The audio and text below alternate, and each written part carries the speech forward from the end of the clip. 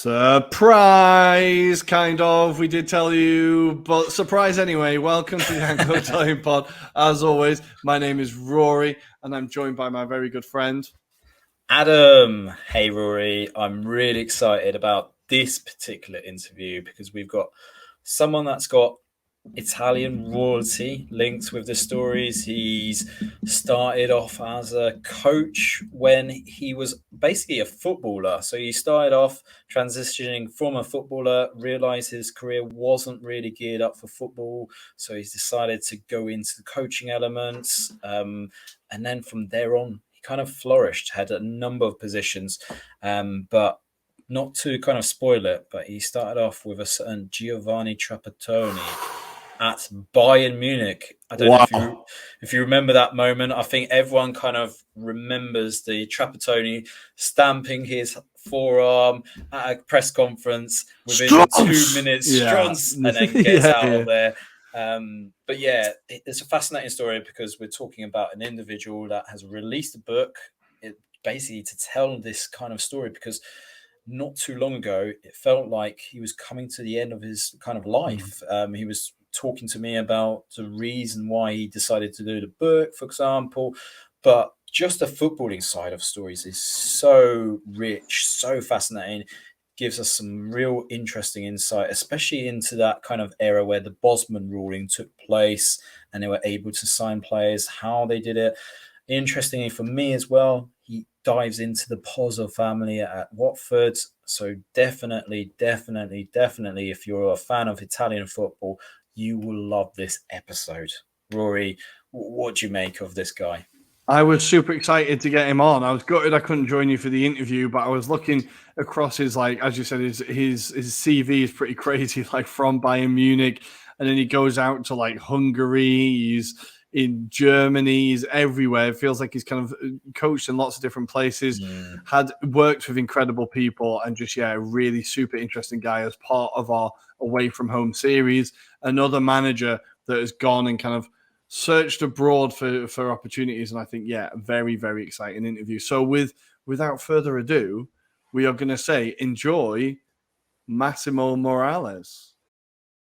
In a career that has seen him become a coach, assistant, a manager, and a scout across Europe as well as the world, we are delighted to bring you a colourful career of this individual. With his book, L'Ombre del Mister, out in Italy on Friday, the 27th of January, I cannot wait to introduce you guys to the magnificent Massimo Morales. Welcome to the Anglo-Italian podcast, Massimo. How are you doing this evening? Good evening, everybody. I'm good. I'm doing well. I'm very pleased to be with you guys. And I'm sure we will have a pleasant evening together. Definitely. And I look at your history and it's amazing. I think just the amount of kind of different blends of different career paths that you've taken, but also just, I think culturally, you've just taken and embraced different kind of countries along the way. So I think that must kind of have its own story in itself. But let me start by asking you, I mean, did you always know from a young age that you wanted to be in football or involved in football? Well, if you see my book at the end, you have some pictures. And the first pic is me with the ball, and I'm only 11 months, not even a year. So already driving the ball with a certain style. You can see the picture. So probably yes. And then I started to play very, very small as a real football. And I mean, football was clear to me that that was the most important thing in my life, or would have been the most important thing in my life. And of course, as every kid, I wanted to play football, which I did for a few years, but then I didn't really have a real career. And then, it developed in several directions, first as a journalist and then as a coach, scout, whatever. No, definitely. Almost everything. You certainly did. You tried everything that you could. I wasn't a chairman because I didn't have the money, but otherwise I would have done it. Still time, Massimo. It doesn't matter how big the club is, right? But let's kind of look at your career from the very beginning. So from the very beginning point, that I can see that you got into coaching was more at ASV München before you got yourself a career at FC Bayern München as well. But if we talk about that early stage, how did you kind of get to Germany? Because how did you get from Italy to Germany in that process? Well, I was trying to become a real footballer, playing through Scandinavia, France, and Holland. And at the age of 25, I realized that it didn't work very much, at least not at high level. So I wanted to become a coach, and Germany was the country which gave me the possibility to do the course, the first coaching course, because in Italy there were some problems. And I also wrote to some other federation, but at that time Germany was 1990 world champion, so the German football was very, very at the focus. And so I responded to this announce, and then I went to Munich, and where I did my first football license as a coach, and then. The Federation of Bavarian Federation asked me if I wanted to become youth coach of this ESV Munich. The suburb. I mean, it's the place where I'm living now, which is near the Olympia Stadion, Munich. Yeah. You can see behind us the poster of the Olympic Games too. So I'm very fond of this city. I was it before, as I tell in my book, and so everything started over there with this small club, youth club, and then together with my activity as a correspondent for the Guerin Sportivo, which is still a football magazine in Italy, was doing some work for them from Germany. Then I get introduced to FC Bayern, and then Klaus Augenthaler, the former international, was the guy who offered me the job at the youth department. Was under 15 that time, and then everything started until Giovanni Trappattoni came and took me, promoted me to the first team because they needed an assistant which could speak both languages, and that was the start in my professional career with the age of 30. Yeah, no, definitely. I was going to say, I think at that point, and this is the context that we have to give, it's not like it used to be in terms of football. Like, certainly when I was growing up, there wasn't many kind of, like, I'd say, translators back in those days. So it really did need someone that kind of knew the languages. And I think, was it kind of just lucky that you were kind of in that position and, he saw you there? I was a kind of lucky, but that's why I wrote a book, because many people think that everything happens like this in my life. And then there is a hard work and backstage instead. There is stories of, not much money in my pocket, let's say that, just to synthesize. It was very, very hard time. And of course, I was lucky to be at the right spot in the right moment. But as I tell later on, there was another situation in my life where I wasn't lucky. And in this story is a guy called Jose Mourinho involved, just imagine, because I was going to become the assistant of Mr. Van Gaal at AC Milan. And then something happened. This is a story that almost nobody know except me, Mr. Galliani, Mr. Brider from AC Milan, and Van Gaal himself. And then he went to Barcelona and found Jose Mourinho over there. Jose Mourinho became Jose Mourinho, and I became something else. But this is another story. And that's why I think that my story is quite amazing. Beside all this I visited as a coach. And so at that moment, my German was not really perfect as it is today, but was good enough to help this guy, Mr. Trappattoni, which was the most successful coach in Europe, I think, at that time. He came from Juventus Turin. And Mr. Rummenigge, Carlo Rummenigge, was his player at Inter Milan. So he said, Giovanni, you must come to coach Bayern Munich. And so it was this story, which ended after only 1 year only, because Trappattoni left. Yes. Yeah. And I left myself, and I started my crazy journey around the world, starting with Ghana. And Trappattoni, a year later, decided to come back to Bayern. Yeah. It was another story. Yeah. But on one hand, I would have done another career at FC Bayern, but on the other hand, I have my life has been rich of experiences. Yes. Which, probably not many people have done in a football business. Yeah. So, and I think that life is what you live, what happens, Definitely. and not what could have been. So, it was very nice anyway. Definitely. And talking about Trappattoni, so very successful coach, he was well respected. And in that summer where he was due to join Bayern Munich, obviously there was rumors that he was going to go to Roma, but he was persuaded to go to Bayern Munich. But the other dynamic was Bayern Munich were in transition. Obviously, they decided to change the old guards. They had a few players that moved on. They also brought in the likes of Oliver Kahn and obviously Jean Papin as well, who they brought in from Milan. Obviously, that season was one of those that when you look back, it kind of was a mixture of emotions, I think it's fair to say, because whilst maybe in the league it didn't work out for Bayern, certainly there was that success in Europe as well. What would you reflect on that time? Because obviously you must have learned a hell of a lot from Giovanni as well at that time. I have learned a hell of a lot. How do you manage the team as people? How you work in a locker room? How you work with the people outside the locker room? How you work with the press, with the fans, with the club? And the club, we are talking about Franz Beckenbauer, Uli Hoeneß, Kalle Rummenigge, and Gerd Müller. Those are the guys I had to. Giovanni Trappattoni had to talk every day. We had this transition time, and I was kind of lucky because some of the players like Didi Hamann or Christian Erlinger, Markus Babel, I knew them from the youth. Because when I arrived at Bayern, they were, I think, last year of the youth.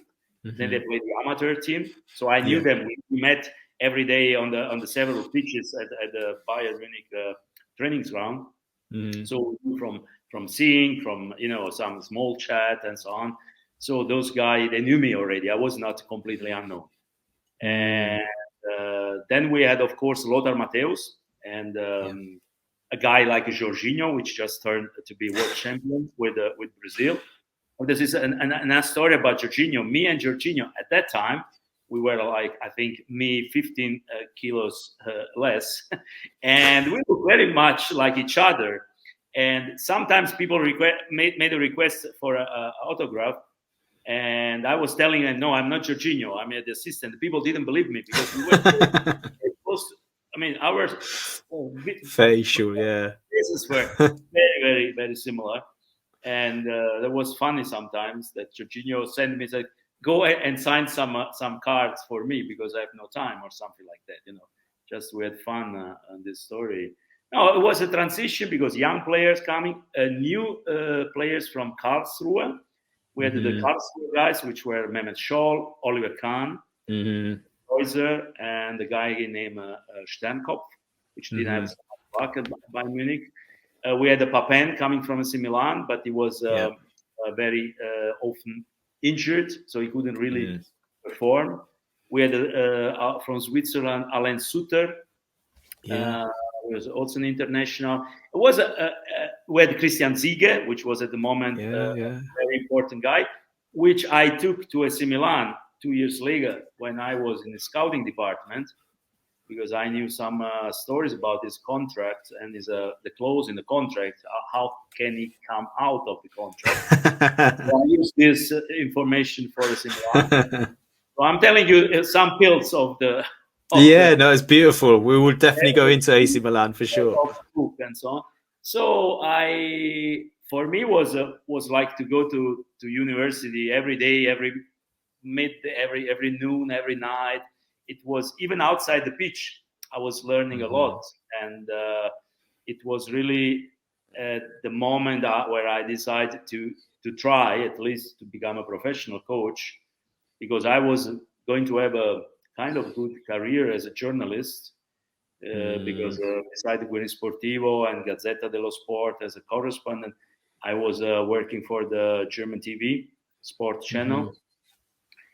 We had the rights for the Italian league, the Serie A. At that time was not pay TV, so people should imagine another kind of story than is today. And then I asked Mr. Trappattoni, what should I do? Shall I stay here and have a nice life here? And then he said, no, you have the talent, you got the personality, and you're still very young. You can try. If it works, fine. If it doesn't work, you still have time to turn back to become a journalist, a real serious journalist. So that's what I decided. And so Bayern Munich, of course, offered me to stay in the youth department. But it was not enough anymore. It was. I wanted not a challenge. No challenge. Yeah. And so I had this offer from Africa, from Ghana. Yeah. Because we had Semi Kufur. I forget Kufur. Yeah, of course. Yeah. Ghanaian guy, and the chairman was always in Munich to watch games and so on and so on.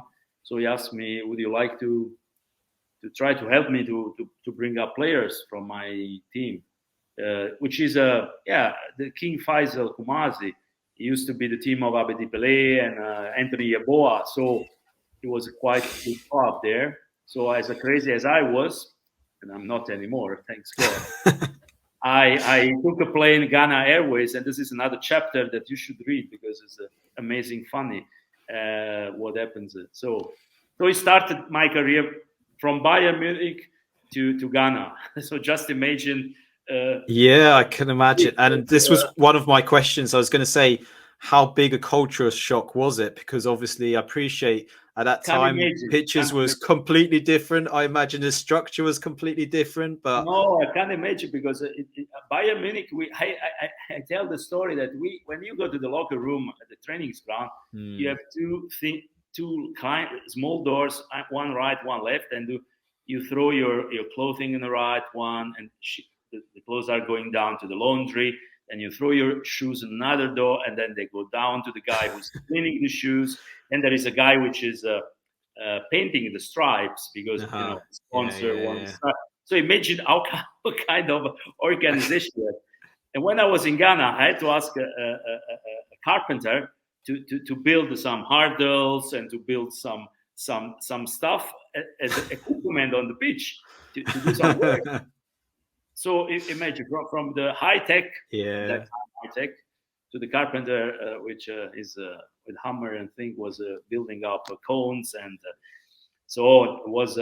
I must say, even maybe I shouldn't mention a brand, but Adidas was helping me a lot because I had a good connection because of Bayern Munich. Yeah, of course. And they sent a huge container with equipment for like 40 people. So we had boots and balls and equipment, jersey, whatever for the trainings, and so we start. But I was like before the first game, the chairman didn't let the players eat. So I realized that next day they didn't get any food in the evening because he thought that if they don't eat tomorrow, they are going to be more aggressive and win the game. So you must think that was the story. This kind of story. Or before the first match, I had the magician or the medicine man, let's say medicine man, in the room, starting the fire and doing so. And I throw him out, of course, because this is a locker room. I need to work. And everybody thought, oh my God, this is not possible. But we won anyway. So I told the chairman, look, if you pay the medicine man, why you hire me from win games?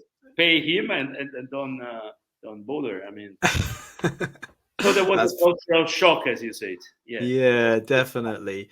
How did you find the standard of football as well? Because obviously it's changed a lot in the sort of decade since, but even at that time, there must have been a level of it was a high difference. level. It was a high level. was high level.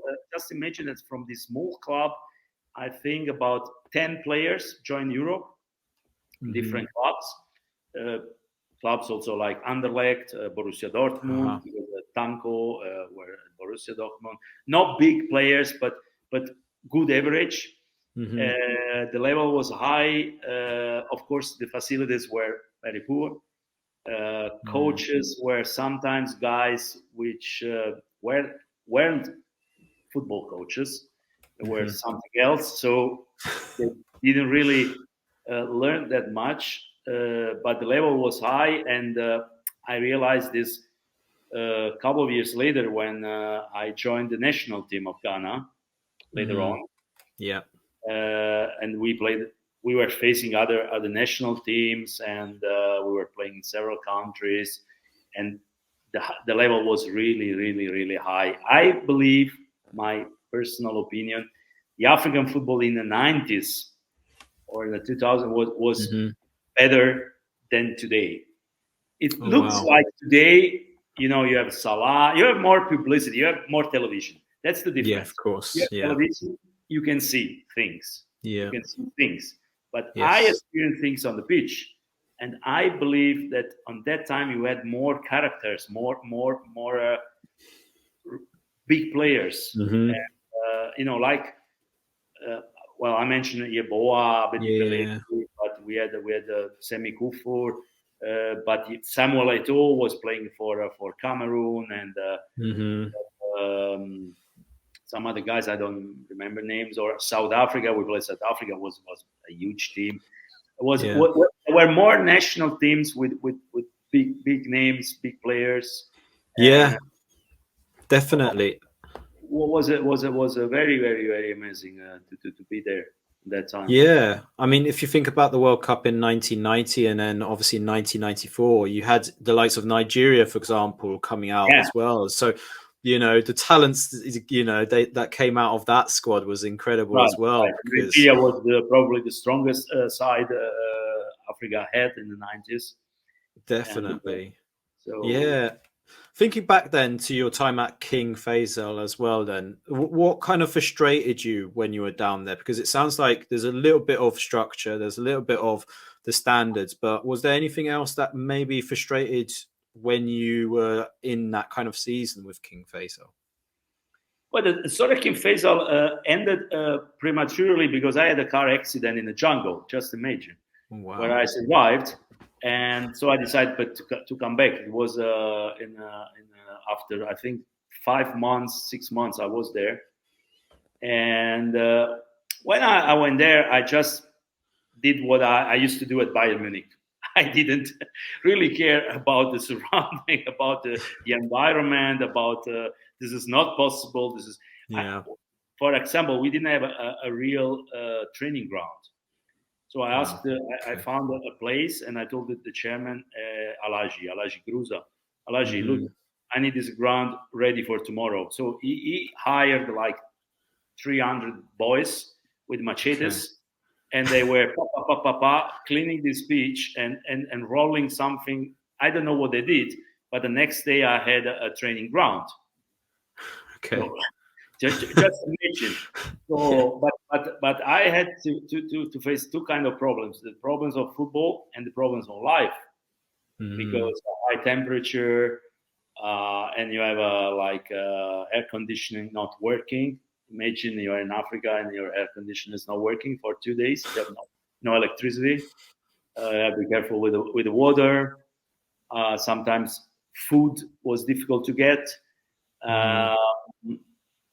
When we went to away games, the bus, I don't want to mention what kind of bus we had, what kind of accident you see on the street, and you realize how easy is to lose your life in Africa, in a certain place of Africa, of course, not everywhere. But so this was a huge experience of life, which made me, of course, appreciate much, much more what we have in Europe. So after this experience and the experience with the national team, I have received several offers through the time to go back to Africa, but I didn't want to repeat the experience anymore because it was something I have done.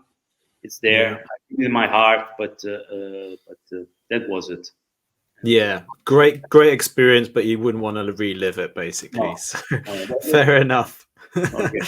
So let's talk about Milan then. Obviously, you managed to work under two of what could be considered as the greats in Italy football. So Arigo, Sacchi, and Fabio Capello as well. Yes. But what were the kind of key differences that you found between them? Because obviously everyone reveres about Sacchi, but they also remember Capello quite fondly. So did you find their demands were different when they came to you as a scout? They were completely different because with Sacchi, and before Sacchi, we had Oscar Washington Tabares from Uruguay, which was sacked, and then came Sacchi in the second round of his Milan life, let's say that. I was more focused on the opponents. So I worked as a scout for the opponents, the team we faced in the Champions League, international teams, sometimes in the league. So that was my major commitment to study. I was a match analyst, we would say today. That time we didn't have the word. And we didn't have the means to analyze games. You had to fly to the place and look at the game, and sometimes be a friend with some TV journalist that maybe will send you a VHS video, or technology was not like today. Exactly. So to have a good eyes, which can analyze the game and then report about it, was very important for a coach. That was I did with Tabares and then Sacchi. At the Capello time, it was more about players, because this was the time, also transition time between the glory past, and then from Capello, then Tabares, Sacchi, Capello again. But many players had quit. Baresi, Filippo Galli, I don't know, Tassotti. Some players just quit the career, and then so we were hiring players around Europe. Like I remember the first Bosman players. We had of course 4 guys from Ajax Amsterdam: Kluivert, Bogarde, Reisinger, and Edgar Davids. We were the first. We hired them at January '96. And nobody knew about this. It was like I felt myself like James Bond, spy. I had to watch the training and like a normal fan, and see how they perform in the training. I had to go to the restaurants where they used to go and ask if the guys were doing well, or what kind of people they meet. There was really around the players, not only which position and how many goals scored, but about their lives. I don't know if today you still do this, but today very many things are public. You have the social media. You know already about people, but at that time you didn't know. So when I went to Amsterdam, and imagine that I had lived in Amsterdam before, because my strong link to Johan Cruyff, which is also a very important part of my book. I knew Amsterdam, I knew people, I speak the language, so I could connect with people and ask and this, that. So we hired these 4 guys, and then we decided to hire Van Gaal. And so they sent me to Van Gaal. That was also a very funny situation when I went there for an autograph, and then I gave him my visit card. And then he said, "Okay, this is your number. This is my number. Call me home." I have a picture of his number. He wrote it with his hand in my book, and then he invited me to his place. And I told him about AC Milan. So I visited him 2 times. And in between, Van Gaal was AC Milan coach for next season. Was clear, was done. But then Berlusconi didn't know about this action from Mr. Prida, Mr. Galliani, and me. And then he sacked Tabares and hired Sacchi back. And then Van Gaal, which had he decided to go to Barcelona. because he said, I'm not ready at the end of the season, and maybe Sacchi is staying, and what I'm going to do. So he had an offer from Barcelona, so that was the story. This is sliding door. Could have been, it didn't happen, and then and then AC Milan, we saw many players which later on joined Milan, like Cafu, like Serginho. Yeah. I was doing journeys to Brazil. I saw many good players. Rivaldo, Ronaldinho was 17. Yeah. Was a time where there were a bunch of good players in Brazil. Yeah. Which were a few years later became world champions in 2002. So we did a huge work on Brazil and around Europe. We hired players. You got to think that on that time we had a limit of 3 players on the pitch. Yeah, of course. And then 2 on the bench. And then later on came that you can hire, or the European you want to hire, but not everybody's playing. So there was this time. People today are things you can't imagine probably, but exactly. At that time was like that. I used to love, as a child, I used to watch Italian football it was basically on a Sunday. We were watching basically because obviously there was that English connection with the early years in the 90s with Gaza, Platt, etc. But I loved it because I was with a family that were half Italian as well. So we always kind of gathered around this TV set, which is strange probably for you to imagine. But there we're watching Italian football. I remember the sides, whether it was, the old Pisa sides, taking on Milan. But it was absolutely incredible, especially those years, because I think that was almost like what the Premier League is these days, where all the top players just came to Serie A basically from that period. Absolutely. It was incredible.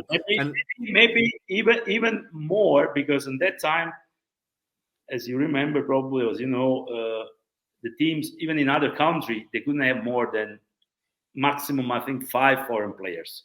Yeah. So there was a concentration of the best. Okay.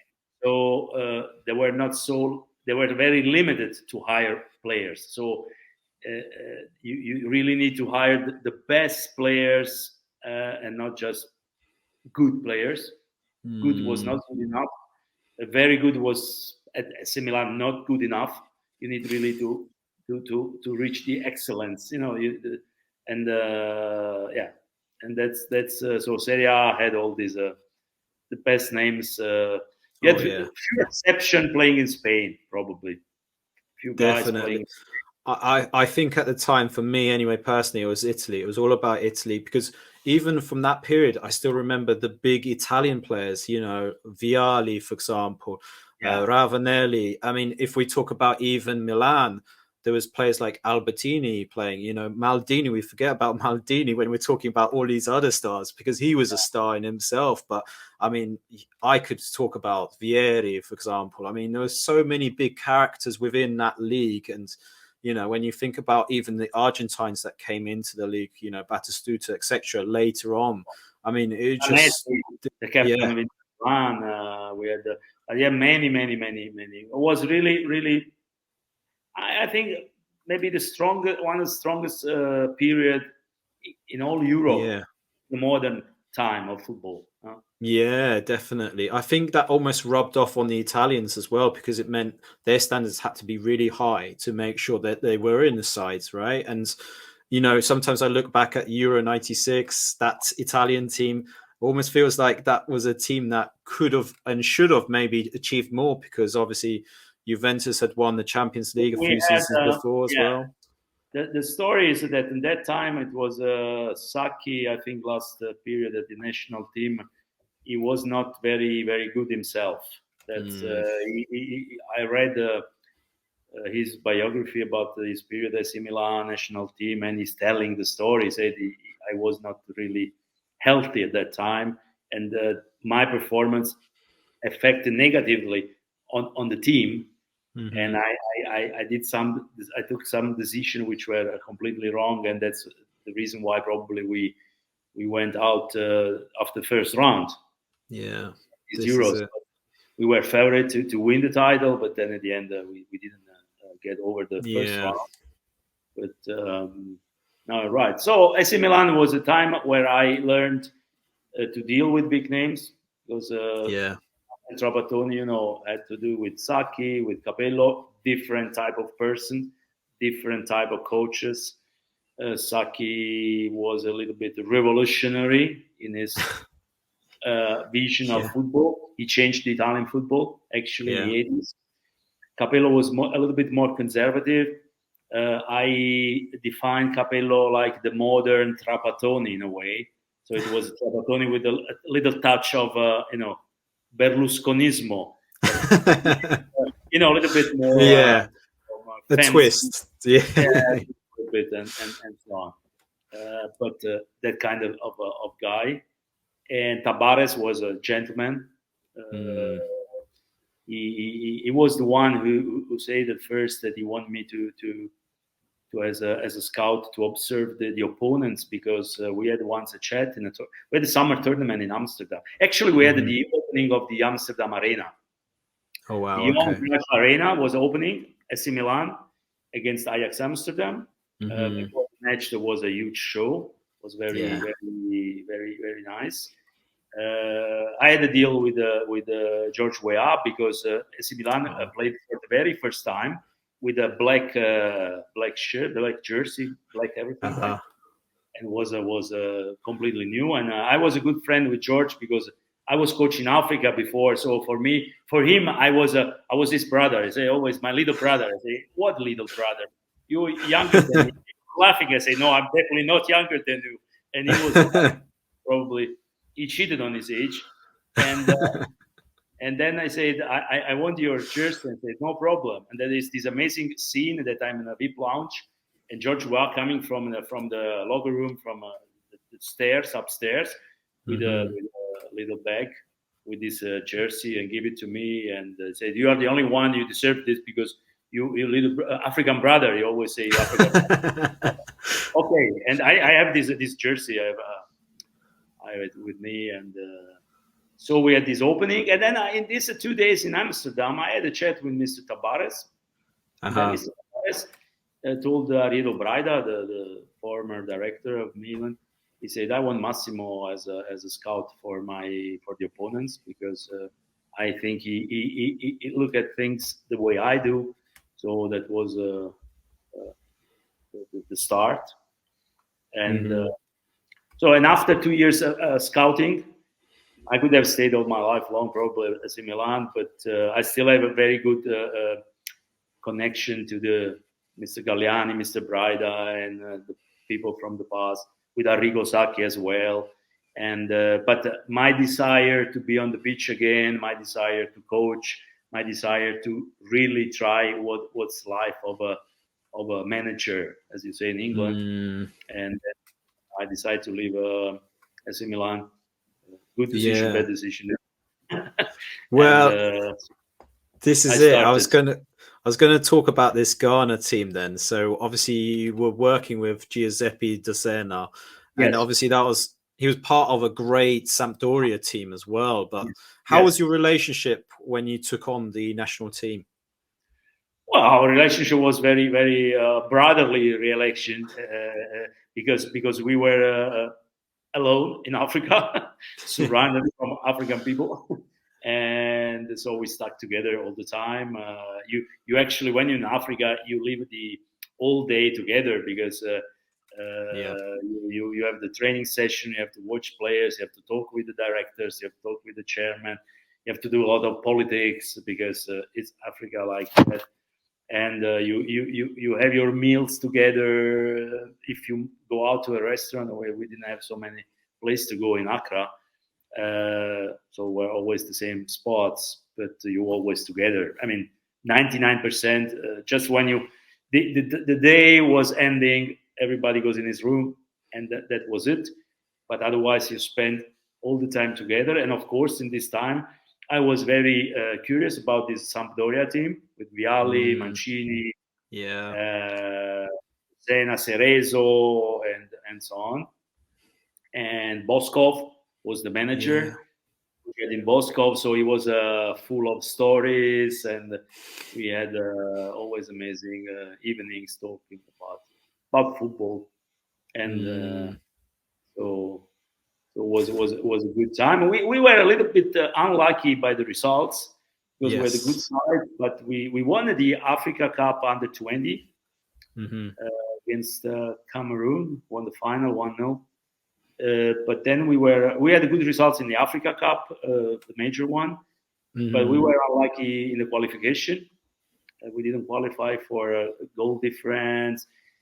Of course, you must imagine when you play in some other countries in Africa, it's not the same as you play in Europe. So sometimes we had the referees which were, can't tell. Stories was really another kind of sport. Definitely. One of the questions we had was, though, the Ghanaian legend Abdi Pele. How good was he? Well, we didn't have him in a team. He was already out of the national team. I quit short before we joined Ghana. But I had the chance to see him playing several times with Marseille. He was even playing here in Munich for Munich 1860 for a short time at the end of his career. But when you were in Ghana and talk Abedi Pele, people were going on the knees. I mean, Abedi Pele was like God. So from the reaction of the people, when you were trying to compare or just like today people do Messi, Maradona, people were start laughing and went away. It was the meaning like Pele was, Abedi Pele was another story. Yeah, I can imagine. And so... Yeah, no, that's beautiful. So I'm going to fast forward because I'm just conscious of time, basically. Yeah, so what I'll do is I'll pass on to around the 2000s. So I'm going to start off with Fortuna Düsseldorf in 2003, 2004, because that was kind of a very big team. I kind of remember Düsseldorf for their exploits in the Bundesliga, and you finished second. How was that season for you when you were made, obviously, the main coach up there? Well, the season was actually I'm very stuck to this city still. Düsseldorf was on the edge of bankrupt, and I got a call from Thomas Berthold, the former German international, which said I'm appointed. They appointed me as general manager of Fortuna Düsseldorf. Somebody mentioned your name. I need an Italian coach here. I don't trust these people here. I need an Italian coach. And so we met, we were talking about 3 hours, and then he appointed me as a coach. So I got there, people were skeptical. I was kind of known, but not so. And Düsseldorf is a very amazing city. You have a very good life there. But for football, it's very controversial, everything. And so I realized that if I want to succeed there, I need to be a little bit hard, a little bit a dictatorial way of coaching. And if we don't succeed the first season, this club is losing because they didn't have money anymore. It was a kind of difficult situation. And so I decided to go my way. I choose a few players. And so I turned this team, which was 10th position the year before, the season before, in the winning team. So we got promoted. And so it was a very amazing year. We won many games and more than 20 games from 38, and so it was it was my first real success on my own. It occurred that I managed players which later on had a career in the Bundesliga, which I promoted from the youth, like Lambert became a legend of Fortuna Düsseldorf, captain. The only player which did all the 4 categories in Germany, from 4 to the Bundesliga, in the history of Bundesliga. Bellinghaus had also career in the first, and then I had some French guys. So we did together with Thomas Berthold a quite strong side. We had some concurrency like Borussia Mönchengladbach and Leverkusen, the amateur sides. But amateur sides, you need to realize everybody who was not playing the Saturday was playing the Sunday. So sometimes I had 5-6 guys from the first squad of Mönchengladbach or Leverkusen. We had a Köln, I think. So we had few second team, so-called second team. And so it was tough, but we succeed. We also reached the cup final. And but difficult because the way I did it the first year, I didn't make myself many friends, let's say that. Not in the football, because I still have many friends in Düsseldorf. But so the second year was not that successful. Of course, you cannot win every year. But I'm still mentioned in Düsseldorf, and I'm very popular still, because not to mention myself, but they say without the guy, without Massimo in this season, we would have been bankrupt and probably Fortuna Düsseldorf disappeared. And so they still talk about this season and imagine. And after that season, Fortuna reached Bundesliga again. No, they could talk about the promotion in the Bundesliga or the Bundesliga years. No, the most popular season of the last 20 years, because it's about 20 years now, is this season we had together with Thomas Berthold. And so that's the story of Fortuna Düsseldorf, which after that, those 2 years, I realized that Germany for an Italian coach is difficult. Yeah, was there a lot of cultural differences that you experienced because of your Italian heritage? Because on that time the players were not used to have the authority of the coach. You know, if you are manager in England, it's kind of normal. Manager is the manager. The players have a kind of respect. Italy, the same. Mister. Yeah. In Germany, players liked and still like to discuss about tactic. I think, in my opinion, when players start to say, in my opinion, it's not good. Because players, in their opinion, is their opinion as a singular. As a coach, as a manager, in my opinion, I need to watch 30 players and try to make things work with 30 guys. Yes. And that's why, and in Germany, they still have, you remember the sensational speech of Trappattoni, Struns, yes. when he exploded. Why did he explode? He exploded because some players, Basler, Struns, Mehmet Scholl, they were giving interviews like, the coach should do this on the Tuesday. No, the coach should do this on the Friday. No, we should do this different and this and that. Even if you're right, but your role is the role of the players, not the role, and you shouldn't talk on the papers. Imagine that players, I don't know, Vlahovic is telling, hey, Allegri should let me play another position, or Chiesa says, I don't like Allegri, makes me run too much. Or, this is not football. This is not football. And this was Germany on that time. So have a hard, hand, let's say, and say, okay, guys, we do like the way I say, a little bit Brian Clough style. We go about it. At the end, I decide I was right, and Brian Clough, the greatest, one of the greatest.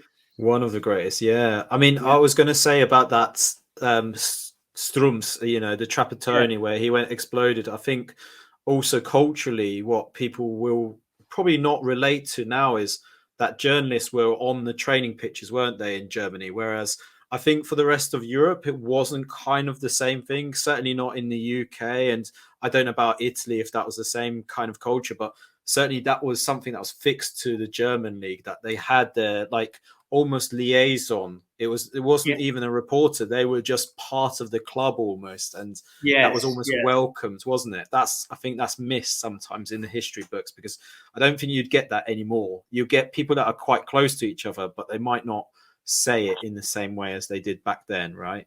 Yeah, right. Things have changed completely nowadays, and at that time Germany was difficult, and then the players were using, the German players at that time, they were using the word Spaß. Spaß is fun. Yeah. So they say, no, we want to have fun in the training. No, the training was not fun. And I try to explain, listen, guys, we play for the glory and for the money because it's our job, not to forget. So the fun, right, we want to have fun as well. But it's not fun at the focus. And the mentality was a little bit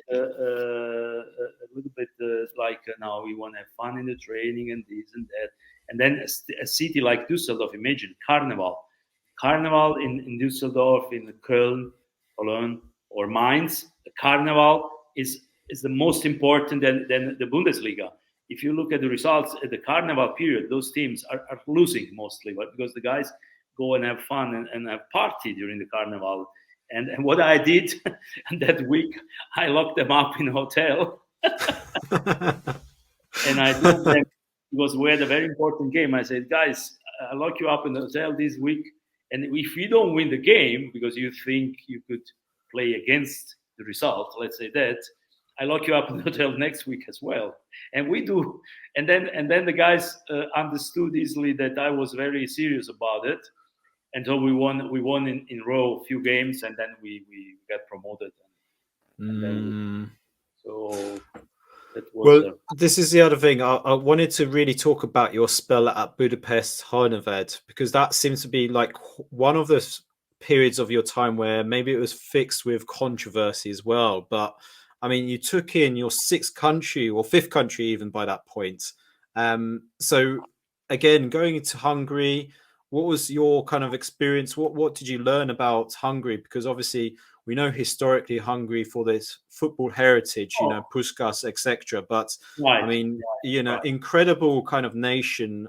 Maybe at that time they were kind of under the pest of, like, you know, they had their kind of big clubs, but they hadn't really kind of shown it in sort of European competitions for a while. So what was your experience at that club? Well, I was a kind of prepared to a different culture, different way of thinking and football, because the 2 past years I was in Czech Republic, which I was also successful with Příbram. We got promoted in the first league. We stayed in the league. So it was my first taste of other side, let's say that. And which was different, talking about 12, 13 years ago. I don't know about now, but that time you could feel, okay, this is another type of Europe and another type of thinking football. So when I was to Hungary, I was expecting something like Czech Republic, not because the cultures are similar, but in a way in football, and Czech football was also in the past very successful, you know, in the 30s and so on, or with Masopust era in the 60s and so on. So when I was in Budapest, it was very fascinating to be in a stadium of Puskás, to change in the locker room of Puskás, and to have the training ground near the house of Puskás. So every day you were breathing some history of football. And but I found a completely, I mean, they were a little bit in the past. Concerning trainings methods and way to approach a game and many things. I was in a way lucky because I had a difficult chairman who was Mr. Hemingway, which was a Hungarian guy based in the States. So he was on a way. He didn't interfere with my job. I mean, the best chairman I had, I was in Czech Republic and in Hungary. They never interfered 1 second with my job. They were the only 2 guys. But on the other hand, he was doing things outside the pitch in the organization and this and that, which were not really suiting to a real professional football. So we had some confrontations, I'd say that. But when I took over the team, they were 16, very lost. And we finished at position 8, I think. And a year later, we were running for the Europe Cup position. So within a year and a half, not even, and in between, don't forget, he could sell about 5 players. So he made money, which was for Hungary a lot of money. I mean, at that time, to sell a player to which club we sold? France, Nice, around. One player went to Stade Reims, selling them for 800,000 euros, €1 million. It was a lot. Now That's it's big money, really, even for Hungary, it's ridiculous. But at that time, it was a lot of money. Hungary was not ready. So he made his club rich with players I formed, because those players were Brazilian players, African players, which were playing in the second team when I got there. Yeah, exactly. And I say, why are the best players are playing in the second team? I say, well, I don't know. The coach is doing that. I didn't interfere. Okay, bring them up. And so we were doing this kind of work. We had players from Ivory Coast, from Cameroon, from Senegal, from Brazil. So, and those guys helped us to play a good season. Then we sold them. Then we hired other players, and we hired them like trials.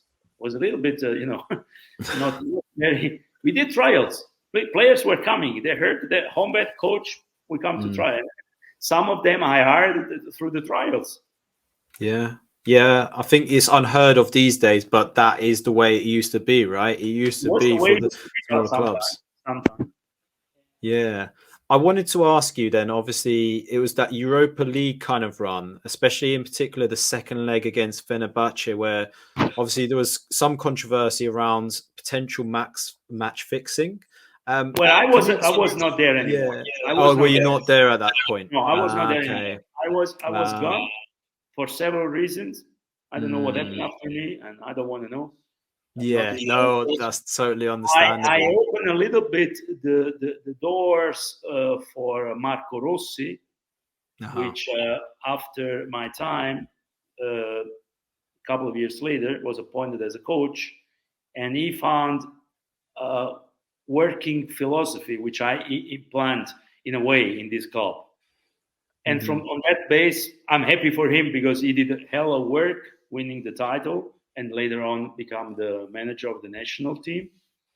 But let's say I was the pioneer who had to shoot at the Indians at the beginning, so at the Bears, let's say, and opened the door for him, and then the club became modern in his structure. Okay, then they built up a new stadium and whatever, and then there was also a time where the chief of the government, Mr. Orban, decided to pump some money into the football, and so the clubs from poor clubs became kind of rich, and so they achieved a standard which is better than it was before, at least in a way of structures, stadiums. They have a top club which is Ferencváros. Which I did it in all derbies. This is also a funny story. They told me, I still got friends, my ex-players and so on. They said, Coach, sometimes the fans, when the game is boring, they start to sing your name. And I say, why? And I said, because you beat 3 times on 3. One was a draw and 3 times was Ferencváros in the derby. And for home fan, to win the derby against Ferencváros is the most important thing in life. Yeah. So you're still an idol of these people. No, but I visit once in a while Budapest. I still have from way of living, people and the city and everything was the best place I ever been. There was and of course you feel a little bit this Puskás feeling, Yeah. The Puskás magic, shall we say? Magic, it is in the air somehow. I can't describe, but when we were there, you must mention that like in the United States, before every match in Hungary, it doesn't matter which match, they play the national anthem. So I experienced this in Hungary and I experienced this in the United States. No other countries, I think they play the national anthem, or at least I don't know. But in Europe is the only country where before the match you have the national anthem of the country. And in this moment, it's really, you don't hear a thing, just the music. Yeah. And then you really have this feeling in this old stadium. Okay, now they play the new one, but that old stadium, you had the feeling like the home bed of the past being around. It was it's really it was a kind of a special feeling, and so that was the adventure, and which ended maybe prematurely. I should have tried to be longer there. I mean, Hungary could have been a nice things also for the future, but things happen in football sometimes very quickly, and you can't help. Well, this is it. This is it. Unfortunately, you got to move on anyway. I suppose you got to go to Stuttgarter Kickers, and I did another. I saved the people there. They were exactly also, because it was last 6 games unbeaten to avoid relegation at the time. I had 6 games and I made 12 points. And we played against Darmstadt in the last game. We need a draw, and they need to win, and we draw there, and we be staying in the league. But before that, we had also another match in Munster. Munster was prepared to go to the second division, and there were 17,000 people, this full house, and everybody was preparing party after match against us, and we won 1-0. And after this match, Munster never went to the first league. They went down. Now I don't know where they play. I mean, I destroyed the dream of a city with my team, but we stay in the league. And Stuttgart Kickers, the story was I signed a contract for the year after. The story was they want me for the they thought we relegated, so we won't get promoted. So you sign, okay, but there were still 6 games to go, and I said I won't take it over. I want to try. If we go down, we go down. Nobody's is sad because we know it's. But we did it. So there was again this a German philosophy, like they didn't let me work the 2 years. I had 2 more years contract, but this is not a story on itself. In your book, the book it was a complicated situation, but look, Stuttgart Kickers, we should have gone to the second division. We were planning that. Look where they play. They go to 5th. Relegated, never come up again. Well, after that, you got to experience Watford as well. So with the Pozzo family as well, which I'm curious to understand. What was that kind of relationship? Because the Pozzo family, obviously, they seem to be very Italian in an English league, which is, they like to change their managers. And you obviously, I think from what I could see in your time, you experienced at least 3 different managers in your time. So you had Xavi Garcia, you had Marco Silva, and then Walter Mazzari as well. Actually, I was working for a while for Mr. Pozzo, because I know Pozzo since my time at the Graafschap, the Dutch team. The Graafschap 1999. Pozzo buys this team in Holland. Was the first attempt to have a club abroad. I was appointed as a coach, had no license, so I was an assistant officially, and so on and so on. Anyway, so I know Pozzo since many years. So we were always in touch, and actually I was reporting to him about German players, even if I wasn't working officially for Watford. So it was kind of friendship that we used like that. And once I asked him if I could do it official, because I didn't know if I want to go back to coaching again and so on. So we did it. And so in this time, Pozzo, even if for Italian standards, is changing too many coaches. I mean, it's not that his father, I mean, the old Gianpaolo, is he used to change a lot. And his son, Gino, he was he is a little bit like that. If he's not satisfied, I must say one thing: Gino Pozzo is a huge expert of football. He knows football very, very well. So you can't tell him stories. You can't tell him a player is good if he's not. You can't tell him we play like this because of that. No, Gino Pozzo is a very competent football man. Yeah. And, of course, he has his own opinions, like everybody in football.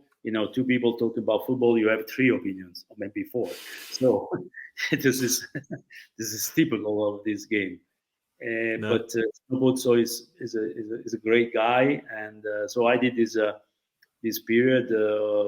Actually, the idea was a little bit also to join the team as assistant manager or whatever it could have been, which didn't happen because Mazzarri then was sacked, and then don't remember who came before after Mazzarri. Anyway, the plan was that, and then after that I decided to try again with coaching. And so Watford was interesting. But Watford, using the system of Udinese. Nowadays, you have all the platforms, you have all the possibilities to watch players, to scout players in wherever. If there is a player in, I don't know, Asia somewhere, you can see him on a platform, digital platform. The system of Udinese, we are talking about the time where you have to fly to places and watch player and go back, report, and so on. So, and he bought the decoder. There were the first years of the pay TVs. So what we had was a huge room with all TVs set, not the flat screens, but real. Yes, the big boxes, right? And the decoder. Satellites, I don't know how many. Decoders from Premier League, from France, from Denmark, from everywhere. And he had people there watching games from the different television channels. And so we implemented this system at Udinese at that time. It was 1996, 97. I was at AC Milan, but I had already connection to them.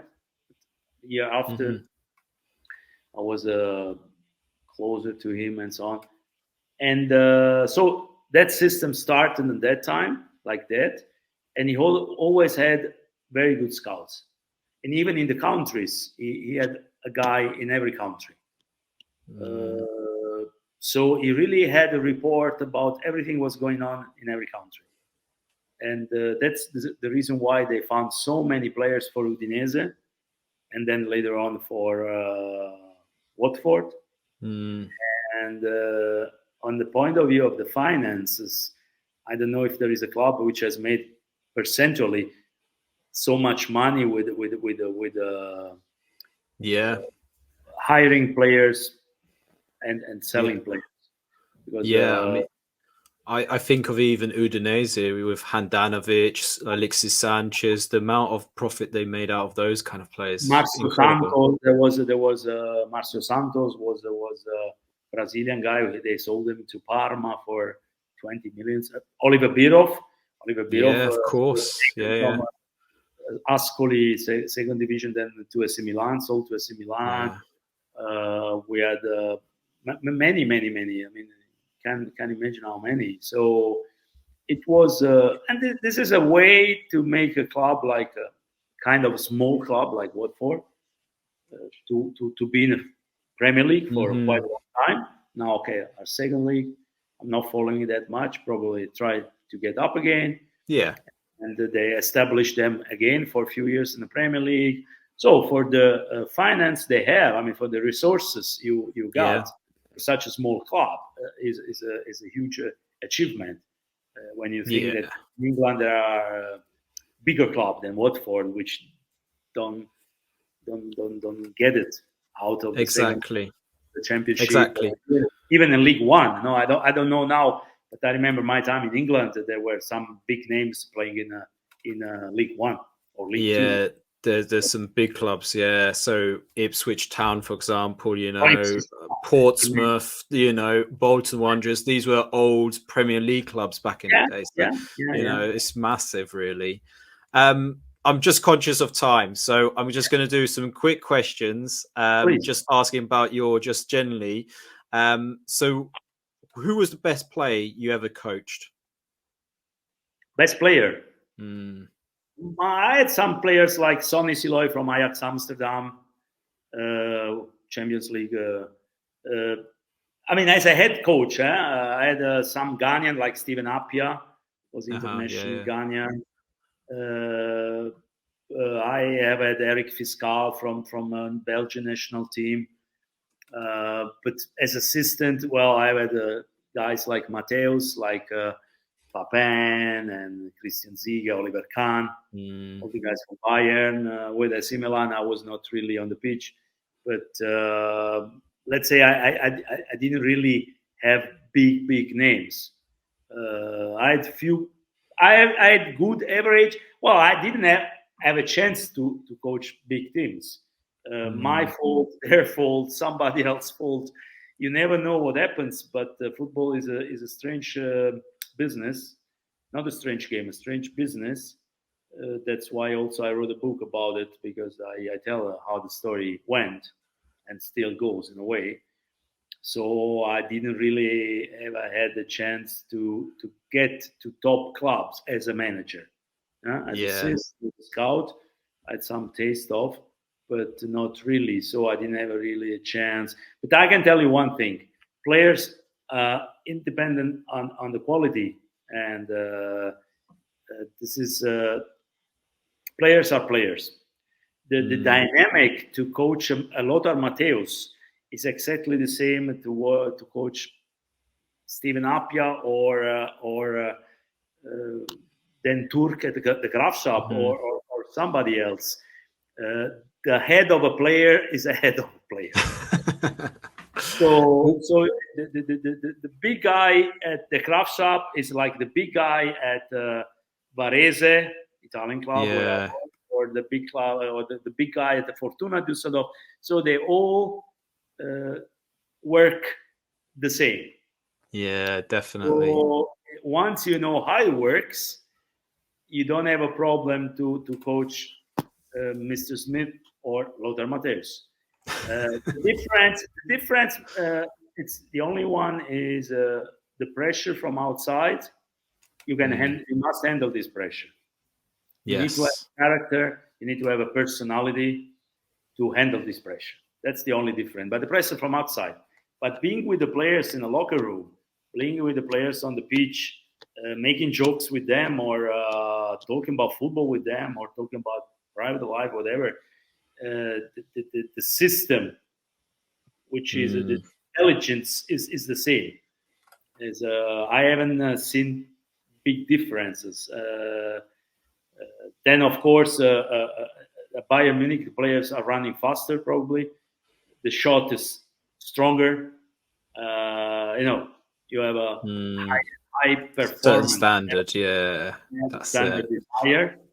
But it's before you talk about the standard, before you talk about the skills, to coach is about people. It's about men. And this man you have to understand as a human being, first of all. And human being are human being. Doesn't matter where they play, which level they play. So that was the lesson also I got from Mr. Trappattoni, was maybe the major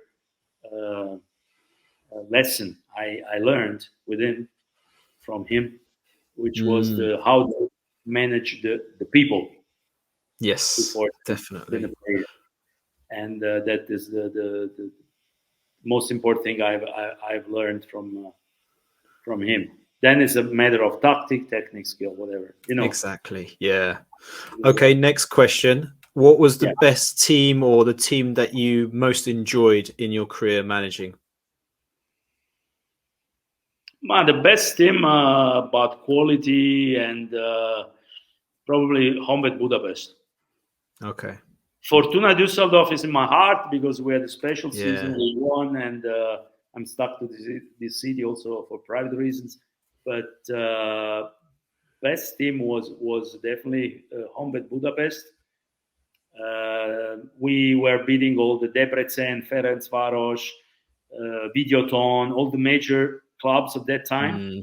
We beat all of them, and we were on the paper not the best team of Hungary, absolutely not. But we we did it, beating all of them, and we had great players, and we could have achieved win the championship if I would have stayed there, I think. But anyway, that was the from a quality of the players. I had some Spanish guy in my team also, from first league in Spain, guy from Barcelona, from the academy of Barcelona. No, I had the only problem was I lately spoke with a guy, one ex-player of mine, and say it was amazing. He won't become a coach. He's trying, He's assistant national team. And he said it was amazing to hear you to speak several languages, because we had a kind of 14, 15 nationality in the locker room. Right. So I had to explain things, in real time. In different languages. And so was amazing. But that was my best team. Amazing. This next question might already be answered by that question, but what's it easier being, a manager, a coach, or scout? Easy is not. Nothing is easy. A good scout has to have good eyes, and independent of the technology and support you have. Coach has a certain responsibilities, a manager other responsibility. I like to be a manager. I think this is in my blood. I've tried to do other things. I've tried the scouting. A couple of years ago, I did the license as sport director. I'm licensed as sport director. I'm a mental coach. I have all the license, all these words, this and that. But in my blood, I'm a manager, and that's what I enjoyed most. And I don't. For me, it's not difficult. it's a little bit in me to become. The way to become a manager was very, very, very, very difficult, because I found many obstacles on my way. Many people tried not to make me succeed in that. So, but to manage itself, I find it, for my way of being, not difficult. I enjoy it, and I'm looking forward to get a chance again. Because, it sounds like you've got the bug. You just seem like you enjoy it so much, and you can tell by the way you speak about it. It just comes across so well. So I had lately a chat with the chairman. Now I said, Mr. In Italy, Mr. Are you still motivated? And I told him, listen, if I wouldn't be motivated, I wouldn't go running in the park every day in Munich in the snow, or go to the gym every day. I'm training like I was a player. I wasn't motivated. I wouldn't do this, and I would enjoy my couch every day. So. Well, the one thing is you don't have any grey hair, so you're doing quite well. So, last question. What was the best advice you received from any of the kind of coaches or people that you kind of had in your career so far? Has there been one that's kind of stood out with you? One advice. I had the chance to work with many big names, people with experience from the board or from the pitch, from the bench. So I had many advices. I always tried, but one was from Mr. Trappattoni, which makes the idea of what is managing all about. He said, remember that success in football is not a check with a big money on it. Success is every day €1 or £1 or $1, whatever, in the pot. Every day $1, every day $1. So you build up every day, little by little. Don't forget this. I know that football today is very often to sign big checks. In a way of hiring players and this and that. But if you forget that the daily work you're doing is the most important thing, you can hire all the players of this world. And we have evidences. We have Paris Saint-Germain, and I don't want to mention other clubs, would buy all the players of this world and still haven't won the Champions League, for example. Of course, to have great players helps to win. That's fantastic. It's very clear. But you don't have one club having big players. You have many clubs having big players. So But the work you do day by day on the pitch, in the locker room, the relationship you build up with your players, with the board, with even with the small guy, the equipment manager, the guy from the laundry, the guy on the pitch. All these people are very, very important for your success. So I can say one sentence is: put every day one coin in your pot, and then the coins will be more and more and more. So every day work on it, on something, and that's something I always kept in my mind. I still keep in my mind, and that's the way I build up things in my small career. Let's say that. Yeah, it's beautiful. Well, Massimo, massive thank you for sharing your kind of life, your career so far to date. And what we'll do is just remind the listeners and viewers that are watching right now, they can pick up your book from Friday, the 27th of January. So it's L'Ombre del Mister. Make sure you grab it. It's on Amazon. It'll be available in Italian initially, but then hopefully it's already available. It's already available last Friday. Already available, and you can get it in German, right? And hopefully in English soon as well. This is in Italian. This is only. But it will be soon in German, right? Soon in German and lately done in English, and then you can you find stories not only about football but about life, which is beautiful. Same probably. Well, absolute pleasure. Massive thank you to you, Massimo, for sharing that and your career so far. And thank you for just this opportunity to talk about it as well. Thank you. Bye.